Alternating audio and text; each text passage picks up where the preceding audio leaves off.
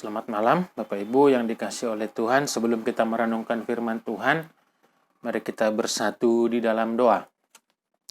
Bapa di dalam sorga, kami bersyukur berterima kasih kepadamu Tuhan. Kebaikan-Mu dan kesetiaan-Mu tidak akan pernah meninggalkan kami. Oleh karena itu, kami sangat bersuka cita punya Allah seperti Engkau. Engkau sangat mengasihi kami dan Engkau tidak akan pernah meninggalkan kami.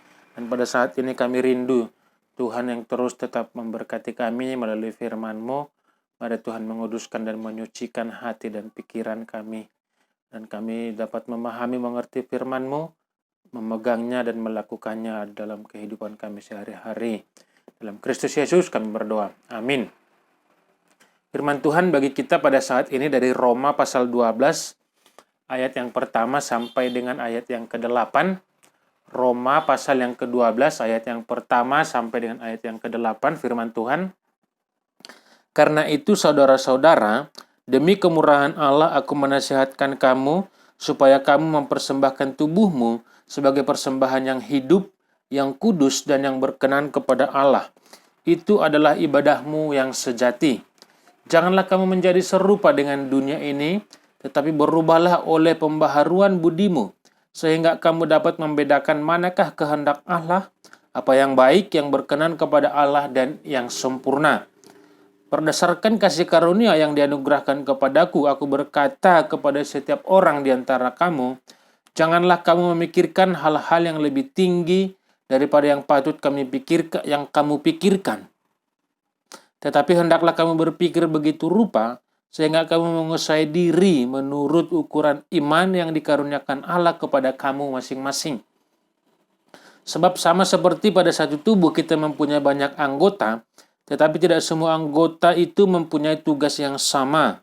Demikian juga kita walaupun banyak adalah satu tubuh dalam Kristus, tetapi kita masing-masing adalah anggota yang seorang terhadap yang lain.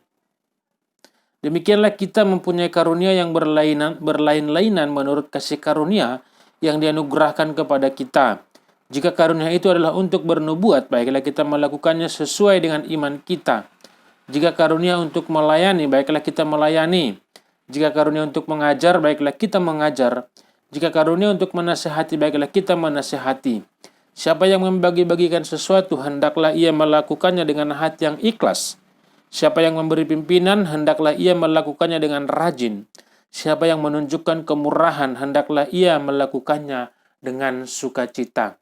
Sampai sedemikian pembacaan firman Tuhan. Berbahagialah orang yang mendengarkan firman Tuhan dan memeliharanya dalam kehidupannya sehari-hari. Bapak Ibu yang dikasihi oleh Tuhan, bagian firman Tuhan bagi kita pada malam hari ini diawali dengan kata karena itu. Berarti ada sesuatu yang dijelaskan di sebelumnya kepada jemaat di Roma. Mengapa jemaat di Roma itu harus mempersembahkan tubuh mereka bagi Allah. Karena itu Paulus sudah menjelaskan mulai dari pasal 1 sampai dengan pasal yang ke-11 tentang karya Allah bagi orang-orang berdosa.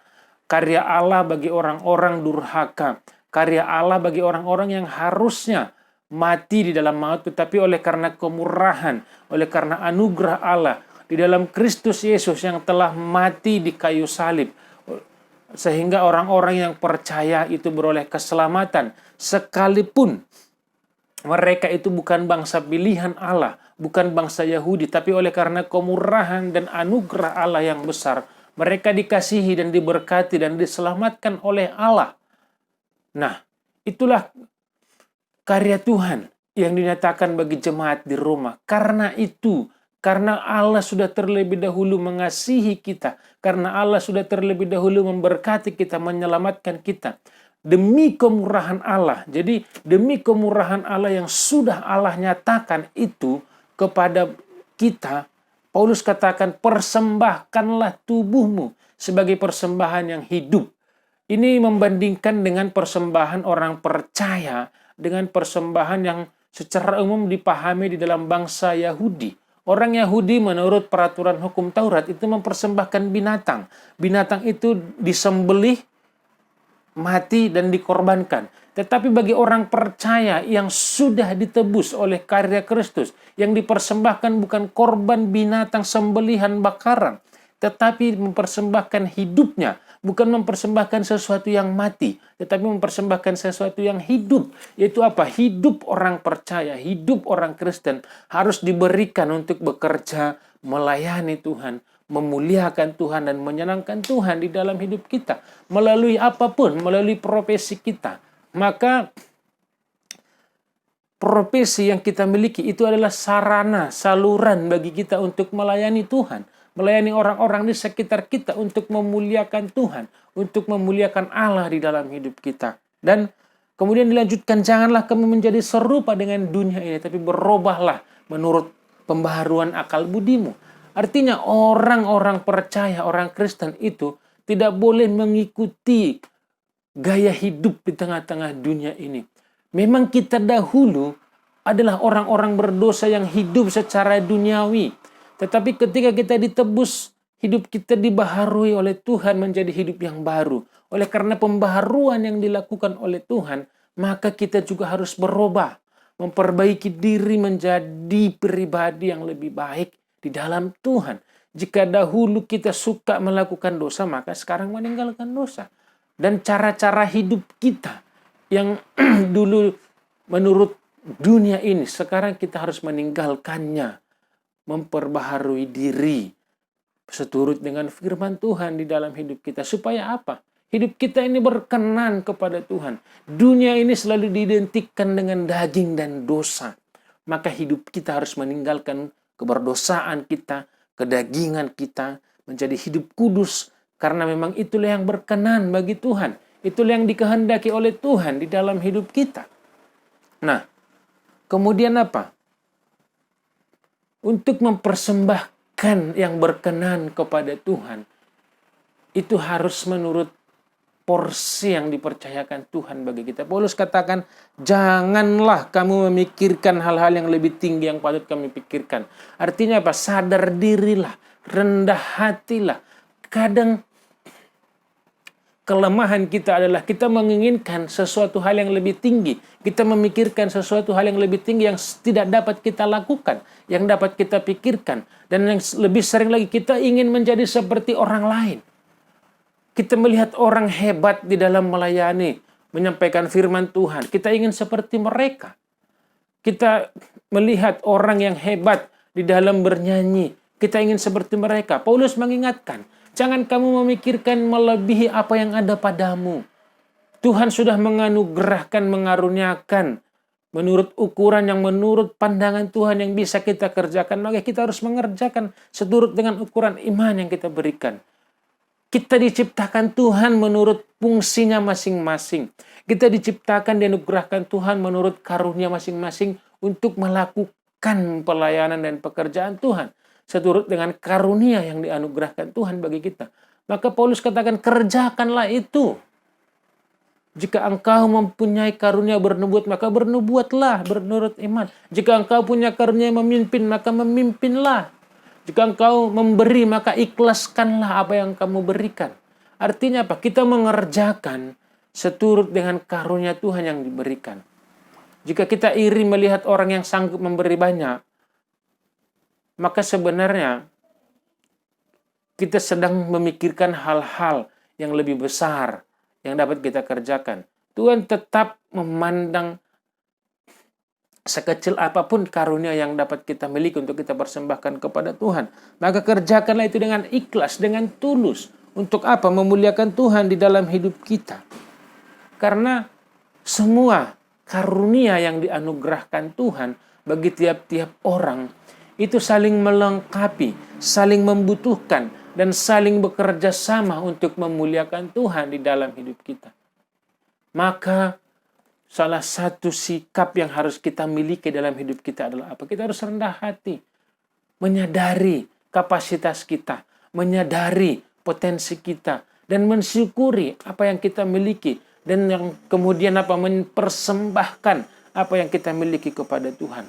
Jadi Bapak Ibu yang dikasihi oleh Tuhan, Tuhan sudah menganugerahkan yang terbaik dari apa yang bisa kita miliki di dalam hidup kita. Dan Tuhan mengenal, mengerti, memahami seluruh keberadaan kita. Dan Tuhan mengasihi kita di dalam semua apa yang kita miliki. Oleh karena itu apa yang dinasihatkan oleh Paulus kepada kita adalah apa? Berikanlah hidupmu kepada Tuhan. Pakailah hidupmu untuk melayani Tuhan. Pakailah kesempatan untuk melayani Tuhan. Kalau kita melihat hidup sebagai kesempatan, maka setiap waktu juga yang kita miliki, kesempatan yang kita miliki untuk melayani Tuhan, maka kerjakanlah dengan sungguh-sungguh. Kerjakanlah dengan baik untuk berkarya bagi Tuhan. Karena apa? Tuhan menebus kita bukan hanya supaya kita diselamatkan dari maut untuk memperoleh hidup yang kekal, tetapi juga Tuhan memanggil kita.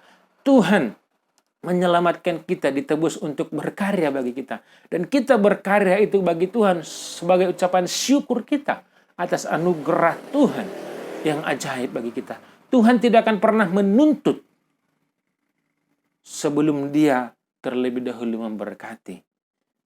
Tuhan tidak pernah menuntut sesuatu dari orang percaya sebelum Dia juga memberikan sesuatu yang terbaik bagi orang-orang yang dikasihinya.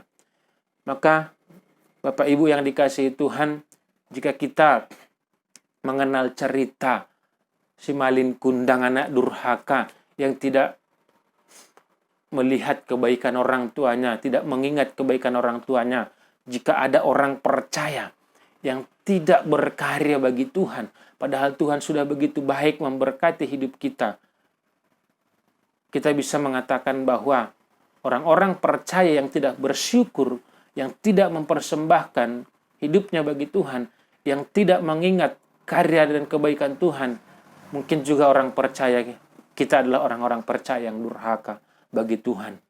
Tuhan Yesus memberkati, kita bersatu di dalam doa. Bapa di dalam sorga, kami bersyukur, berterima kasih sebab Engkau sudah menyelamatkan hidup kami dari kematian untuk memperoleh hidup yang kekal. Dan Engkau menuntut kami untuk berkarya bagi Tuhan, karena Engkau sudah terlebih dahulu memberkati. Oleh karena itu Tuhan, tuntun dan ajarilah kami untuk bekerja dan berkarya bagi Tuhan dengan segala potensi dan kapasitas yang kami miliki, sehingga kami boleh memuliakan Tuhan melalui hidup kami. Dan kami berdoa Tuhan, biarlah Engkau yang tetap memberkati hidup kami di tengah-tengah pergumulan kami, sehingga dengan apapun yang menjadi tantangan di tengah-tengah hidup kami, oleh karena pertolongan Tuhan, kami sanggup melewatinya oleh karena kuasa Tuhan yang menyertai kami. Bangsa dan negara kami pertaruhkan, gereja kami pertaruhkan agar kiranya Tuhan yang terus memberkati. Bahkan orang-orang yang kami kasih, orang tua kami, saudara-saudara kami, biarlah senantiasa berada dalam kuasa Tuhan, di dalam perlindungan Tuhan. Terpuji termulia Engkau ya Tuhan, dalam Kristus Yesus kami berdoa. Amin.